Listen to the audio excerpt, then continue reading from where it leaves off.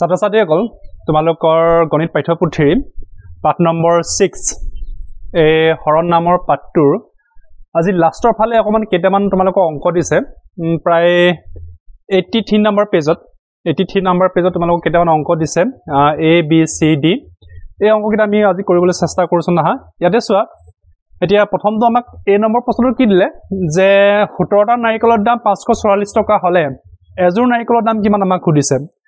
এজোৰ নাৰিকলৰ দাম আমাক কিমান সুধিছে তাৰপৰা বি নম্বৰটো কি ক'লে এক ডজন কাট পেন্সিল এক ডজন কাট পেন্সিলৰ দাম 48 টকা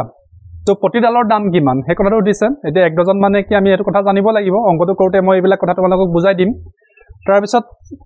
সি নম্বৰ কি ক'লে যে গুৱাহাটীৰ পৰা মুম্বাইৰ এটা ৰেল ষ্টেচনলৈ দূৰত্ব 2640 কিলোমিটাৰ ঘণ্টাত 60 কিলোমিটাৰ বেগেৰে যোৱা ৰেল এখনে গুৱাহাটীৰ পৰা মুম্বাই পাবলৈ কিমান ঘণ্টা সময় লাগিব এই কথাটো আমাক সুধিছে এটো আমি কৰিম তাৰ পিছত ডি নম্বৰ কৈছে যে যিকোনো চাৰিটা আমাক সংখ্যা লবলৈ কৈছে এই ডি নম্বৰটো কি কৈছে যে যিকোনো চাৰিটা সংখ্যা লবলৈ কৈছে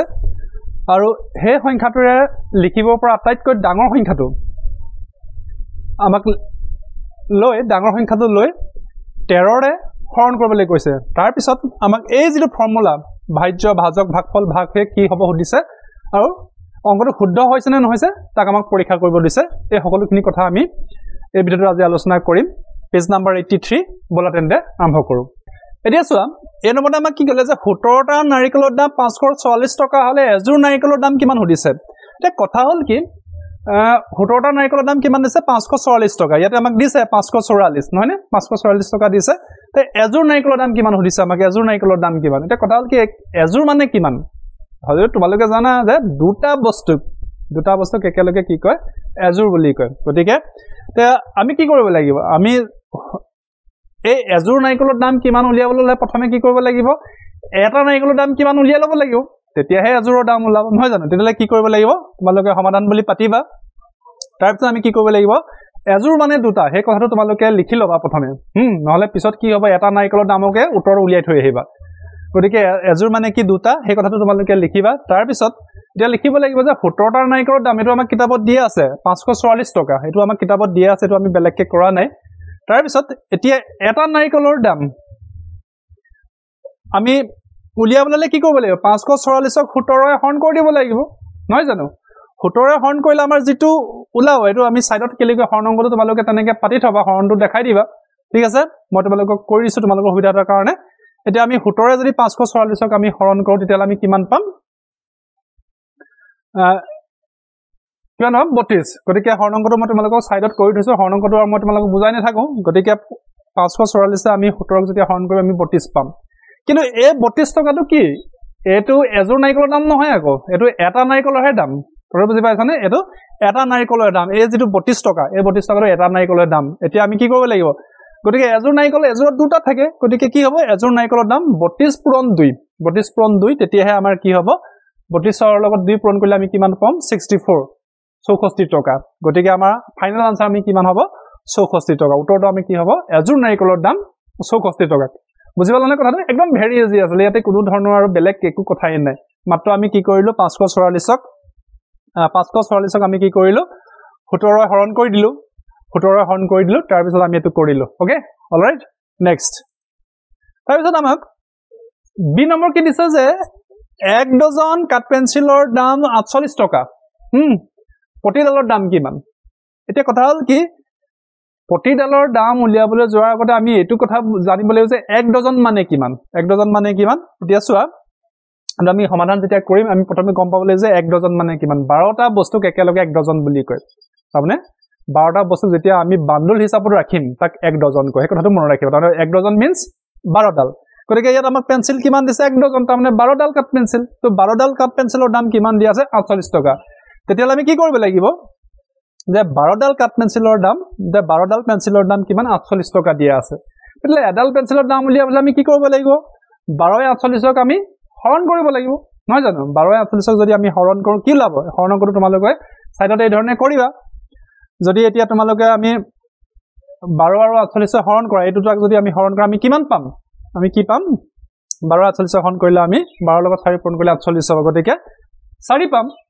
গতিকে কি হ'ব যে এডাল কাপ পেঞ্চিলৰ দাম কিমান হ'ব 4 টকা হ'ব গতিকে 12 ডালৰ দাম যদি 48 টকা হয় তেতিয়াহলে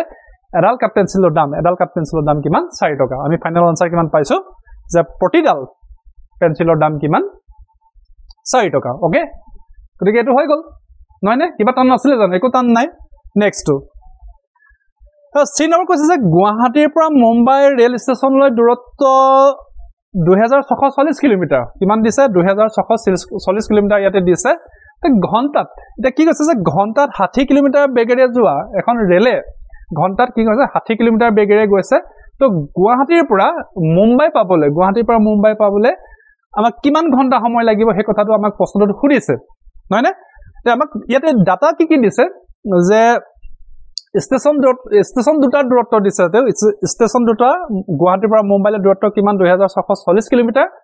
আৰু ট্ৰেইনখনৰ গতিবেগটো দিছে ঘণ্টাত কিমান যায় 60 কিলোমিটাৰ যায় বুলি কৈছে তেতিয়াহলে কি হ'ব আমাক গুৱাহাটীৰ পৰা মুম্বাই পাবৰ কাৰণে কিমান ঘণ্টা সময় লাগিব হে কথাটো দিছে গতিকে এটো আমি কেনেকৈ সমাধান কৰিম আমি প্ৰথমে যি ইয়াতে প্ৰশ্ন দিয়া আছে হে কথাখিনি আমি প্ৰথমে লিখি লম যে ৰেল ষ্টেচন দুটাৰ দূৰত্ব কিমান 2640 কিলোমিটাৰ তাৰ পিছত ৰেলখন ঘণ্টাত কিমান যায় 60 কিলোমিটাৰ যায় কথাকিটা আমি লিখি লৈছো তাৰ পিছত এতিয়া আমি কি কৰিব লাগিব ৰেলখনে গুৱাহাটীৰ পৰা মুম্বাই পাবলৈ সময় লাগিব এটো কৰিবৰ কাৰণে আমি কি কৰিব লাগিব এই 2640 ক 60 ৰে হৰণ কৰিব লাগিব হৰণ কৰিলে আমি যেটো আনসাৰ পাম হেতুৱে আমাৰ ফাইনাল আনসাৰ হ'ব গতিকে আমি যদি এতিয়া 2640 ক 60 ৰে হৰণ কৰো কিমান পাম জানানে এটো অংক তোমালোকক মই সাইডতে কৰি দিছো এই অংকটো তোমালোকে ভালদৰে চাবা যে 60 ৰে আমি যদি 2640 ক হৰণ কৰো তেতিয়া আমি উত্তৰটো কি পাম 44 পাম তেতিয়াহলে আমি আনসাৰটো পাই গলো যেতিয়া আমাৰ আনসাৰ কি হ'ব 44 ঘণ্টা হ'ব তাৰ মানে 2640 কিলোমিটাৰ অতিক্ৰম কৰিবলৈ ট্ৰেইনখন যদি 60 কিলোমিটাৰ বেগেৰে যায় তেতিয়াহলে আমাক 44 ঘণ্টা সময় লাগিব অলৰাইট তেতিয়াহলে আমাৰ ফাইনাল আনসাৰ কি হ'ব 44 ঘণ্টা বা 44 আৱাৰ্স ওকে একদম ইজি আছিল তো নেক্সট আমি চাও এটা বুজি পাইছা না কথাকিটা মই তোমালোকক সব কৰি দিছো হৰণটো কৰি দেখাইছো সাইডতে যাতে আনসাৰটো কেনেকৈ পালো হে কথাটো তোমালোকে ধুনিয়াকৈ বুজি পোৱা ঠিক আছে নেক্সট তে এই অংকটো কি কলে যে চাৰিটা বেলেগ বেলেগ অংকৰে লিখিব পৰা যিকোনো চাৰিটা সংখ্যা লবলৈ কৈছে এটো তোমাৰ 7 8 9 ও হ'ব পাৰে 1 2 3 4 ও হ'ব পাৰে যিটো মন যায় এনিথিং ইউ ওয়ান্ট ঠিক আছে আমাক চাৰিটা সংখ্যা লব কৈছে আৰু হে সংখ্যাটোৰে লিখিব পৰা আটাইতকৈ ডাঙৰ সংখ্যাটো লবলৈ কলে আৰু তা কিহেৰে হৰণ কৰিবলৈ কৈছে 13 ৰে 13 ৰে ডিভাইড কৰিবলৈ কৈছে তাৰ পিছত তাৰ ভাজ্য ভাজক ভাগফল ভাগহেক হেইবিলাক আমাক উলিয়াব কৈছে তাৰ ইয়াৰে এটা ফৰ্মুলা দিছে যে ভাজ্য সমান ভাজক পূৰণ ভাগফল যোগ ভাগহেক এই সম্পৰ্ক ব্যৱহাৰ কৰি তোমাৰ উত্তৰটোৰ সত্যতা প্ৰতিপন্ন কৰিব কৈছে মানে সত্যতা পৰীক্ষা কৰিব কৈছে যে তুমি যেটো উত্তৰ পালা হেতু কাৰেক্ট হৈছে নে নাই গতিকে কৰি চাও হা আমি যিকোনো চাৰিটা প্ৰথমে সংখ্যা লৈ লওঁ সাপোজ ইয়াতে মই লিখিছো যে ধৰা হল চাৰিটা বেলেগ বেলেগ অংকৰে লিখিব পৰা ডাঙৰ সংখ্যাটো হল মই চাৰিটা সংখ্যা লৈছিলো এটো হল 9876 গতিকে এই চাৰিটা সংখ্যাৰে লিখিব পৰা আটাইতকৈ ডাঙৰ সংখ্যাটো এটোৱে নহব জানো হেতুৱে হ'ব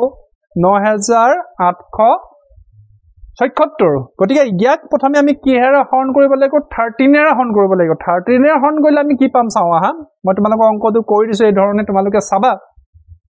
13 ৰে হৰণ কৰিলে আমি কিমান পাম 13 ৰে যদি আমি 9876 ক হৰণ কৰো তেতিয়ালে আমি ভাগফল পাম 759 759 এটো ভাগফল আৰু তলতে আমি 9 আমাৰ ভাগহেক থাকিব ঠিক আছে ভাগহেক থাকিব এতিয়া তোমালোকে নিশ্চয় চিনিব যে ইয়াতে ভাজক কোনটো হ'ব 13 টো ভাজক হ'ব হা তাৰ পিছত ভিতৰত 9876 টো হ'ব ভাজ্য তাৰ পিছত ভাগফল ওপৰ 759 টো ভাগফল হ'ব তাৰপৰ তলত হেকত যেটো আমি বাকি যা ৰিমাইন্ডাৰ কওঁ হেতু 9 টো হ'ব ভাগহেক এই কথাকিটা তোমালোকে জানা ইয়াতে নতুনকৈ একো তাতে বুজিবলগীয়া একো নাই এগিটা কথা তোমালোকে জানা নিশ্চয় এতিয়া আমাক কৈছে যে ভাজক ভাজ্য এক কথাকিটা আমাক লিখিব কৈছে মই লিখি দিছো পটাপট যে ভাজ্য আমাৰ আছিল 9876 ভাজক আছিল 13 ভাগফল আছিল 759 আৰু ভাগহেক আমি পাইছিলো 9 অংকটো কৰি এতিয়া আমাক এটা ফৰ্মুলা দিছিলে নহয় এই ফৰ্মুলাটো চোৱা ভাজ্য সমান ভাজক পূৰণ ভাগফল যোগ ভাগহেগ এই সম্পৰ্কটো বিচাৰ কৰি আমি আমাৰ আনসাৰটো শুদ্ধ নে অশুদ্ধ সেই কথাটো আমাক চাবলৈ ক'লে চাও আহা এতিয়া আমি ভাজ্য ভাজক ভাগফল সব আমি কি কৰি লিখি ৰাখিছো এতিয়া কি কৰিব লাগে আমি আমাৰ ভাজ্য কিমান আছে 9876 এতিয়া এই ভাজক মানে কি এই 13 হয় না এই 13 তাৰ পিছতে ভাগফল হল 759 প্ৰথমে পূৰণ কৰিব লাগিব আমি পটাপট এটা পাতি লওঁ তো আমি ভাজক 13 পাতিলো ভাগফল 759 আমি পাইছিলো কৰি হেতু পাতিলো তাৰপৰ যোগ 9 ভাগহেক 9 হেতু পাতিলো আৰু যদি এতিয়া আমি এটো যোগ কৰো 13 প্ৰথমে পূৰণ কৰিব লাগিব 13 আৰু 759 যদি আমি পূৰণ কৰো আমি কি পাম 9867 পাম 9867 পাম আৰু তাৰ লগত যদি আমি 9 যোগ কৰি দিও তেতিয়া হলে আমি কি পাম এইটো পাম কিমান 9876 পাম তাৰ মানে কি বুজাইছে তাৰ মানে আমাৰ অংকটো একদম 100% শুদ্ধ হৈ আছে এই ধৰণে তোমালোকে যিকোনো হৰণ অংক কৰি অংকটো শুদ্ধ হৈছে নে নাই তাক উলিয়াবৰ কাৰণে তোমালোকে এই পৰীক্ষাটো কৰিব পাৰা কোনটো পৰীক্ষা এটো ভাজ্য তাৰমানে ভাজ্য ওলাব লাগিব কি ওলাব লাগিব ভাজক আৰু ভাগফলক প্ৰথমে পূৰণ কৰিব লাগিব পূৰণ কৰি ভাগফলটো যোগ কৰিলে যদি তোমালোকৰ ভাজ্য ওলাই তেতিয়ালে তোমালোকৰ answer your answer is 100% correct okay তেতিয়ালে আজি আমাৰ 4টা অংক আছিল সৰু অংক দিছিলে কিন্তু পৰীক্ষাত আহিব পৰা অংক গতিকে মই তোমালোকক কৰাই দিবলৈ চেষ্টা কৰিছো আৰু বিশেষ বুজাইও দিছো আশা কৰিছো তোমালোকে কথাখিনি বুজি পাইছা গতিকে তিনে সৰু অংক আছিল এইগিটা মই তোমালোকক বুজাই দিছো আশা কৰিছো তোমালোকে বুজি পাইছা কথাখিনি তেতিয়ালে আমি আজি তোমালোকৰ হৰণ নামৰ পাঠটোৰ যিটা লাষ্টত পেজ নাম্বাৰ 83 ত এইগিটা আমাৰ আছিল কৰিবলৈ আমাক দিছিলে আমি গোটেই গিটা এখিনতে কৰিলো আশা কৰিছো তোমালোকে ভিডিওটো ভাল পাবা ওকে থ্যাংক ইউ